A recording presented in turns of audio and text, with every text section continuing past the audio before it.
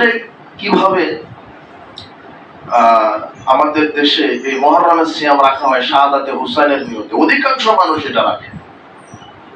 আর অধিকাংশই আল্লাহ সুবহানাহু ওয়া তাআলা এমন এমন একটা ক্ষেত্র উঠিয়ে দেন যে যার মাধ্যমে হক এবং বাতিলকে স্পষ্ট করা যায়। রাসূল সাল্লাল্লাহু আলাইহি ওয়াসাল্লামের যুগেও এভাবে আল্লাহ রাসূল সাল্লাল্লাহু আলাইহি ওয়াসাল্লাম বলেছেন।